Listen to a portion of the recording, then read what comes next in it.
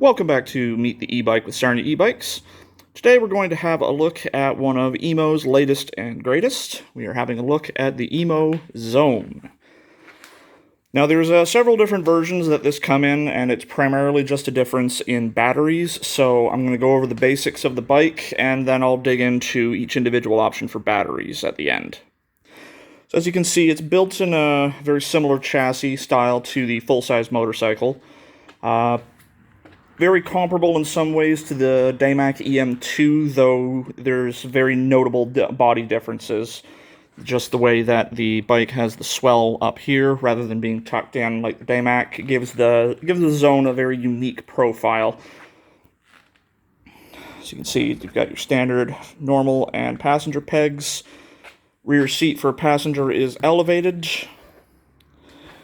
Do have LED turn signals here and here. Standard hydraulic disc brakes, common on the overwhelming majority of any kind of e-bike that hits 72 volts or higher.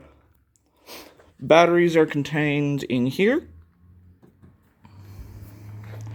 Up front we have dual hydraulic discs, which basically let you be able to stop this bike right on a dime with no issues whatsoever.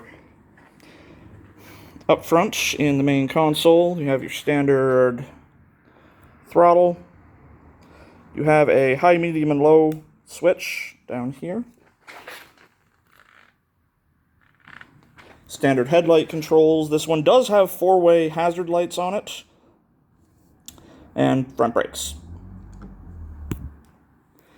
On the other side, there is the standard turn signals and horn. Up at the top here, there is a passing light, which essentially flashes the high beams to let someone know you're going to pass them. Not really required on an e-bike per se, but it's based pretty heavily off of the motorcycle. And rear brakes here.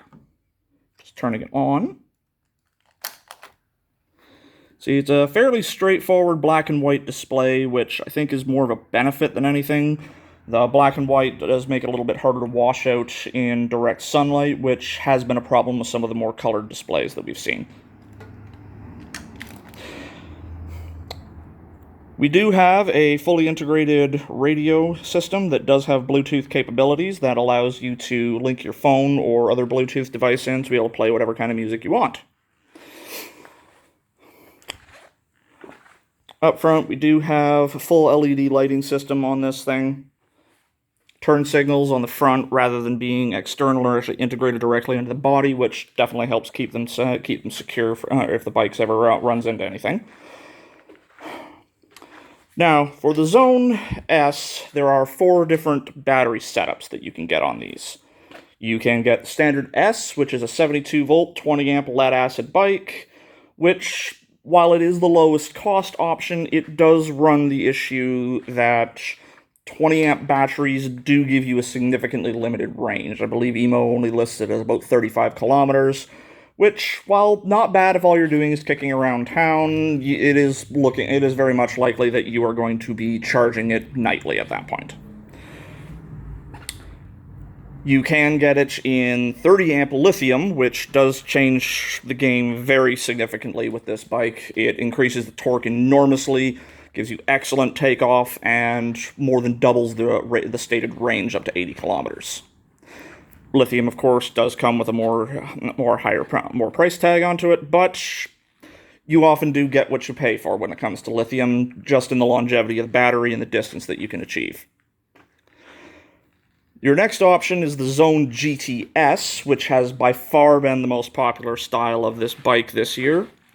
The GTS has the largest lead-acid batteries ever put into a bike like this at 45 amps.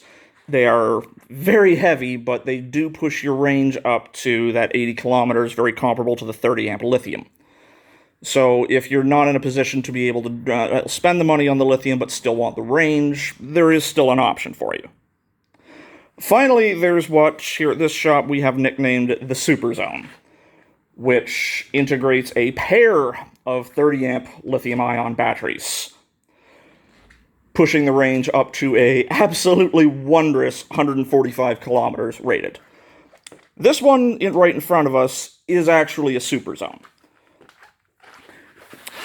Crouch down here, the breaker on each side, there's a breaker like this on each side. It's on right now. Taking that off. And on each of those breakers, it controls the lithium packs. So which one you want engaged. There is a main breaker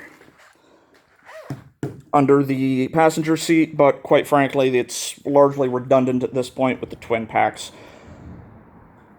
This bike is by far the longest range e-bike that Daymak or EMMO has produced, and this is the second one that's moved through our shop, and thus far it has proven to be a spectacular unit. People have been the first owner of it has driven it essentially all over the place at this point. It does come with a fairly significant price tag onto it, but once again, when it comes to the lithium, you do in a lot of ways get what you pay for. And if you're looking for an e-bike that you can actually take on trips between cities, this would basically the Super Zone would be your port of call. All right, so that's it for this episode of Meet the E-Bike. I'll be back here. I'll try to be back here next week with another bike, and we'll talk to you then.